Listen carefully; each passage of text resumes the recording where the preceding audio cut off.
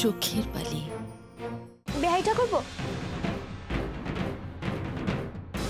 বৌঠান, বলছিলাম কি, উনি কোথায় বেহাইটা করবো? ওনাকে তো দেখছি না। অনেক জায়গায় খুঁজেছি বৌঠান, কিন্তু কোথাও খুঁজে পাই।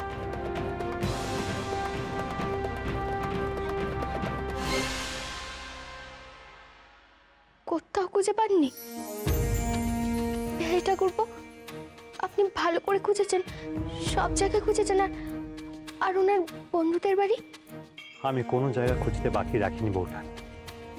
মহিন্দার সব কাছের বন্ধু বান্ধব, তাদের সবার বাড়ি আমি গিয়েছি।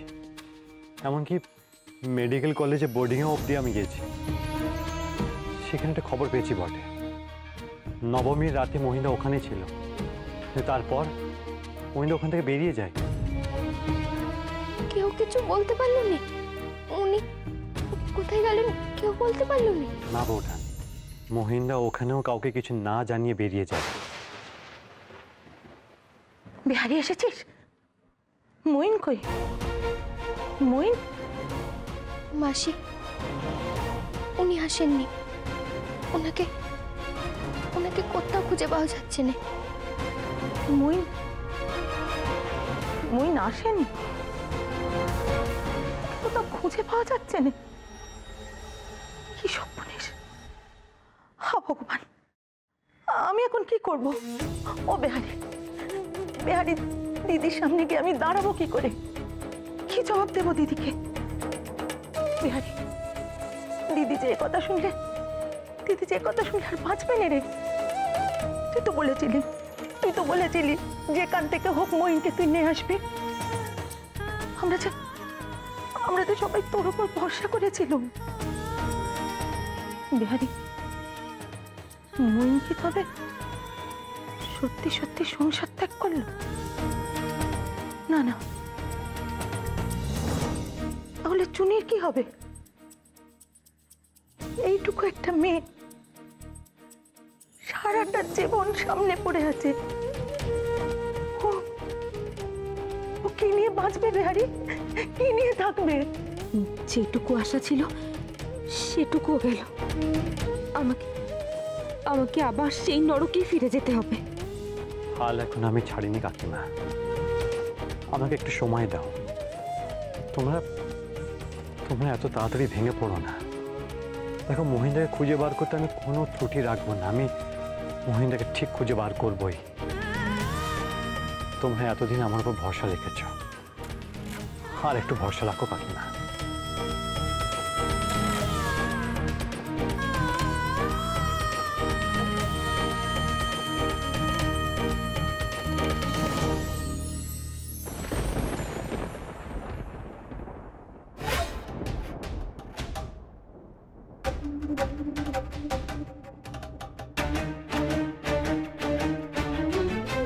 দায়িত্বজ্ঞানহীন মেরুদণ্ডহীন মিনমিনে পুরুষ নিজের কামনা বাসনা মেটানোর জন্য আমাকে শুধু ব্যবহার করেছে। সবার সামনে গিয়ে সত্যিটা বলার সাহসটুকুও তার নেই। এখন বেগতিক দেখে বাড়ি থেকে পালিয়েছে। এই নাকি তার ভালোবাসার নমুনা। আমাকে একা একা ফেলে এইভাবে পালিয়ে গেল। একবারও ভাবলো না এই বাড়ির লোক আমাকে শকুনের মতো ছিঁড়ে খাবে। কাপুরুষ একটা। ছি! বিনু দিদি, তুই এই সময় এই ঘরে? আসলে বিজয়ের পর তো তোমাকে আর পেন নাম করতে পারিনি। আমার খুব মন করছিল তোমাকে একখানে পেন নাম করি, কিন্তু মার ভয়তো আমি একটিবারের জন্য এই ঘরে আসতে পারিনি। তাই আজ চুপি চুপি সবার চোখ এড়িয়ে এসেছি। ভালো থাকিস। তোর হাতে এটা কি রে? এবার আমি নিজের হাতে এই নাড়ু আর নিমকিওটা বানিয়েছিলাম, আর বাড়ির সকলেকে খুব ভালো বলেছে। এবার তুমি একটু খেয়ে বলো না গো কেমন হয়েছে। আর তুমি না বলার পরে যে আমি শান্তি পাচ্ছি না। এ বাড়িতে আমি যে একটা মানুষ সেটা তোর ছাড়ার কারোর বোধহয় মনে নেই সূর্য। আচ্ছা বিনু দিদি, তোমার কি সব কিছু গোছগাছ হয়ে গেছে? যদি কিচ্ছু বাকি থাকে তাহলে আমাকে বলো, আমি তোমার হাতে হাতে গুছিয়ে দিচ্ছি। গোছগাছ? কিসের গোছগাছ? কেন? তুমি তো কালই এ বাড়ি ছেড়ে চলে যাচ্ছ, আর তার জন্য তো তোমাকে জিনিসপত্র গোছাতে হবে। ও তাই বুঝি, এবার বুঝলাম প্রণামের কিসের এত ঘটা। কে পাঠিয়েছে তোকে? তোর নতুন বউ বুঝি? আমাকে তাড়ানোর জন্য তো তোরা খুব ব্যস্ত হয়ে উঠেছিস দেখছি। কিন্তু এই আমিও বলে রাখছি, আমি কোথাও যাব না, এইখানেই থাকবো। দেখি এই বাড়ি থেকে আমাকে কে বার করে। দূর হয়ে যা, তুই আমার চোখের সামনে থেকে দূর হয়ে যা, দূর হয়ে যা বলছি।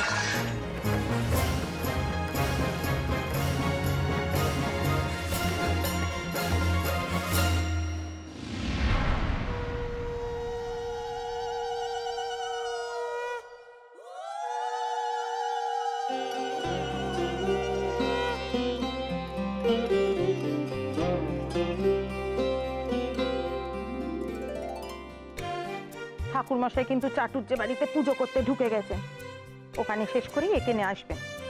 তুই তাড়াতাড়ি আলপনার বাকিটুকু দিয়ে দে দেখি, আমিও ফলটা কেটে ফেলি। ওমা, মইনের জন্য মন খারাপ করছে বুঝি? না মাসি, উনি যেখানে আছেন খুব ভালোই আছেন। তাহলে লক্ষ্মী পুজোর দিনে চোখের জল ফেলছিস যে?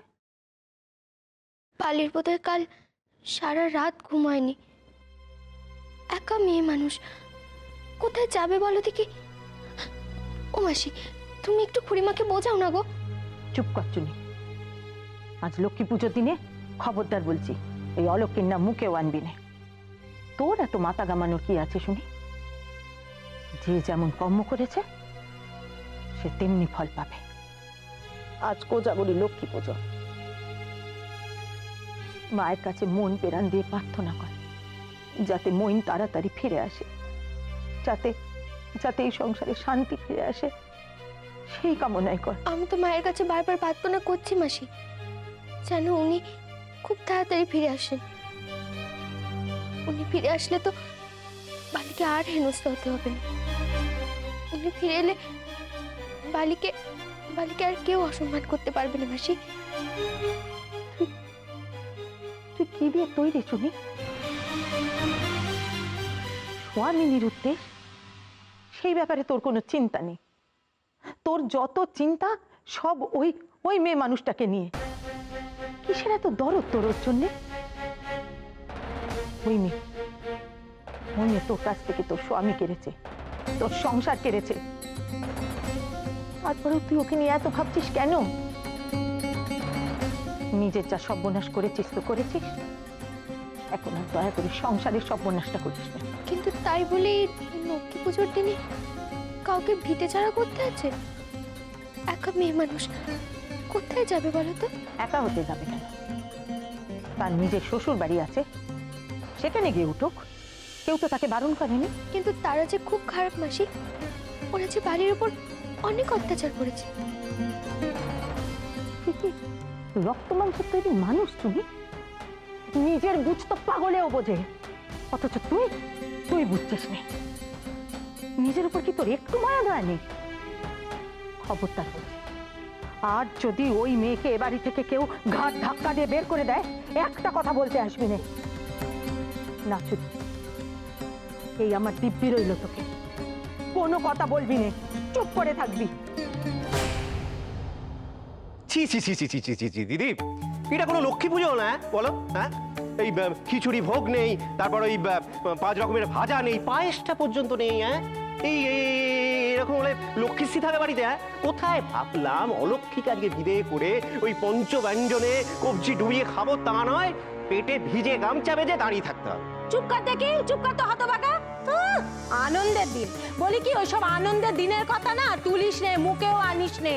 বাড়ির বড় ছেলে নিরুদ্দেশ আর ওই সভ্যঘাটে কাটালি কলা বেহারি, সে তাকে আনতে গিয়েও খোঁজ পায়নি। বড় গিন্নি কেঁদে কেঁদে শোকে আকুল হয়ে একেবারে পাথর হয়ে গেছে।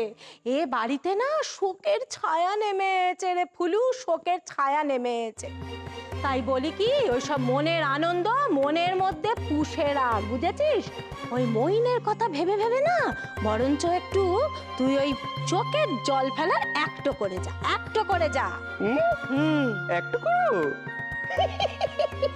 ভালো বলেছো দিদি। একটু একটু দেখো আমি কেমন একটুটা করি। দিদি একটা জিনিস খেয়াল করেছো? ময়ূর কিন্তু একেবারে কর্পূরের মতো উপে গেছো, দিদি। লক্ষ্মী ঠাকুরের কাছে তুমি প্রার্থনা করো ওই মহিন যেন আর ফিরে না আসে। আর যদি মহিন ফিরে না আসে দিদি, এই সারা কলকাতা শহরকে আমি ফি বছর লক্ষ্মী পুজোয় এ বাড়িতে বসিয়ে ভোগ খাওয়াবো। দেখেছো কেমন আস্তিনের সাপগুলোকে বড় মা দুধ কলাতে পুষছে? আর ওই বিনু দিদি যে কিনা সংসারের হাল ধরলো তাকে কিনা গালমন্দ করছে সারাক্ষণ। ফুলু রে, বলি আমাদের সুখের দিন বুঝি এলো, বুঝেছিস?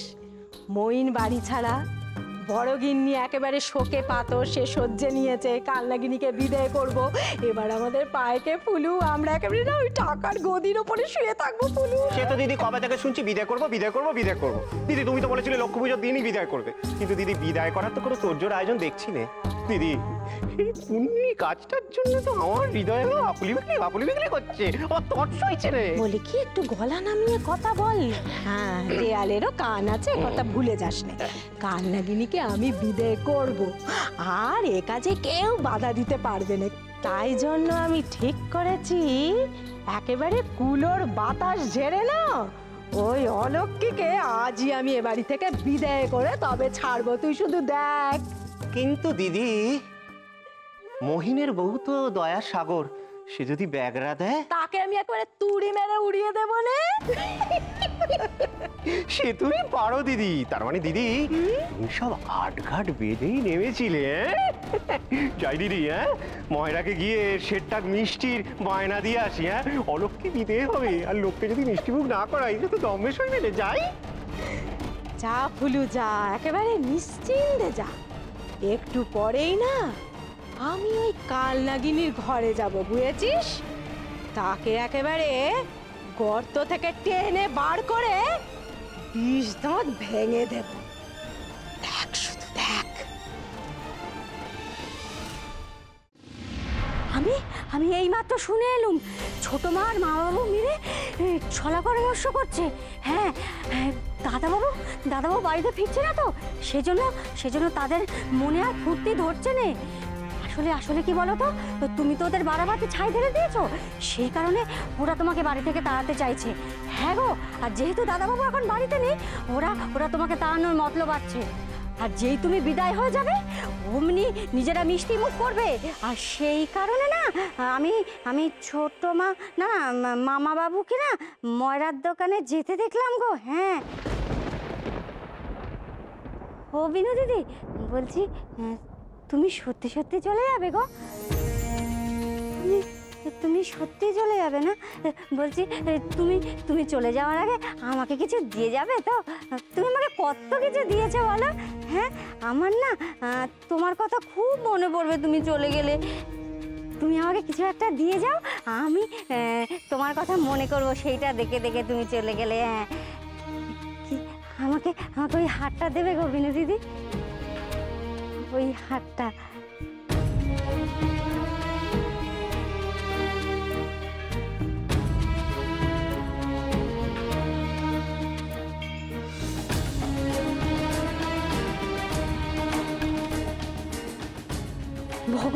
ভগবান তোমার মঙ্গল করুক, জানো তো বিনু দিদি, ভগবান তোমার খুব ভালো করবে। কিন্তু তুমি শিগগির উঠো, দৌড় দাও বিনু দিদি, ছোট মেয়ে এই চলে এলো বলে তুমি আর বসে দেখো নি, শিগগির উঠো।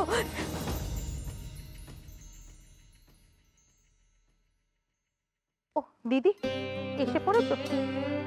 বসো বসো বসো দেখি।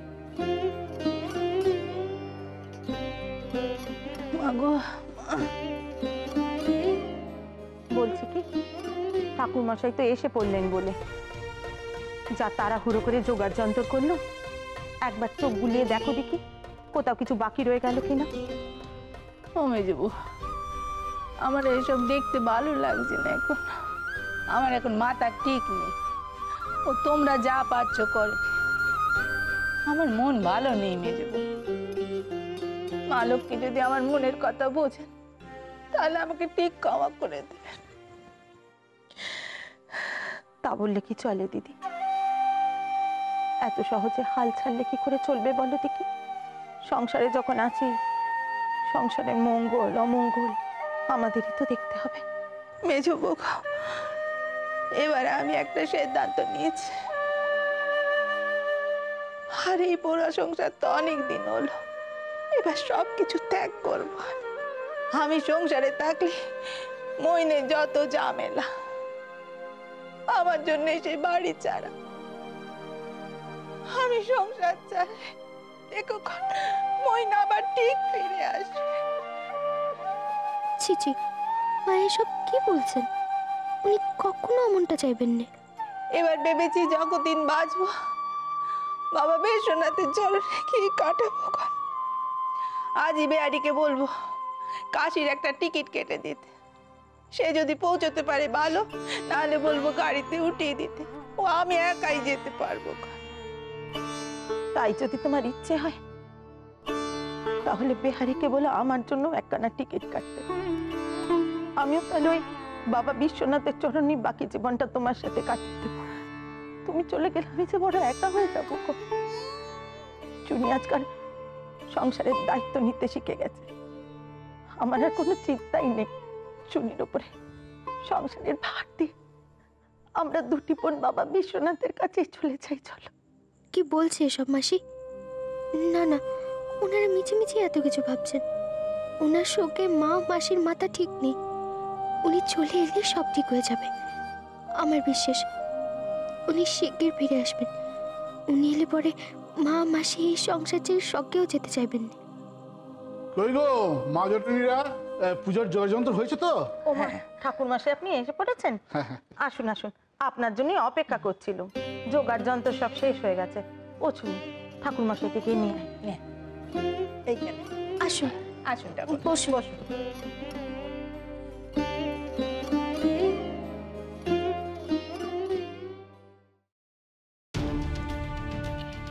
কাল নাগিনী গেল কোথায়? ও বাবা, এখানে মেঝেতে আবার বেড়াল তপস্বী সেজে বসে থাকা হয়েছে। হ্যাঁ, এই শোন, তোর এই সব ঘরং দেখে না আমি ভুলছিও নে গলছিও নে। ভালো ভালো ওখান থেকে ওঠ, ভালো চাস তো নিজের, উঠে আয় উঠে আয়। এ বাড়ি থেকে বিদায় হ তুই। আমি কোথাও যাব না। আমাকে বাড়ি ছাড়া করবেন? দেখি দেখি কার কত বড় সাহস। কি এত বড় কথা? যেতে তো তোকে হবেই বাচ্চা। তুই যদি নিজে থেকে না যাস তাহলে আমি তো চুলের মুঠি ধরে তোকে বিদায় করব।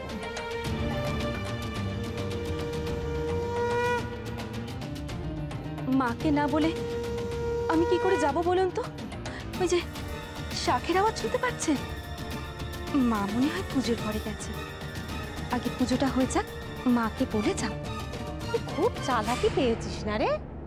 বড়দিকে নরম মাটির ডেলা পেয়ে ভেবেছিস যেমন ইচ্ছা ভাঙবি, যেমন ইচ্ছা গড়বি। কি ভেবেছিস তুই? হ্যাঁ, তোর এই সমস্ত চালাকি বুঝি আমি বুঝি না। এতদিন ধরে তুই বড়দিকে একেবারে তুড়ি মেরে নুড়ি করেছিস, সেটি আর হবে না। আমি বেঁচে থাকতে এ সংসারের কোনো ক্ষতি তো আমি হতে দেব না, কিছুতেই হতে দেব না। আর তুই না চালে আমার বিশ্বাস নেই। তো ভালো কথা বলছি, তুই বিদায় হ, নইলে তোর ঘাট ধরে আমি বিদায় করব। বললাম তো মায়ের পুজোটা সারা হয়ে যাক, তারপর। আবার আবার বড় বড় কথা? যা বলছি সেটা শোন, যেতে তোকে হবেই। চল বলছি। কখন যে কার এ বাড়িতে দরদ উতলে উঠবে তার তো কোনো ঠিক নেই কো। আমি তো এসব বিশ্বাস করছি না। চল চল, তুই এখনই চল। তুই চলবি আমার সঙ্গে, কোনো কথা আমি শুনবো না। তোকে বিদায় করবো, তারপর আমি গঙ্গা নাইবো। চল তুই, চল চল বলছি। বালি, মা মা তুমি কোথায় আছো? চাচা, তুই যত খুশি চাচা, কেউ তোকে আজকে বাঁচাতে আসবে না, কেউ আসবে না।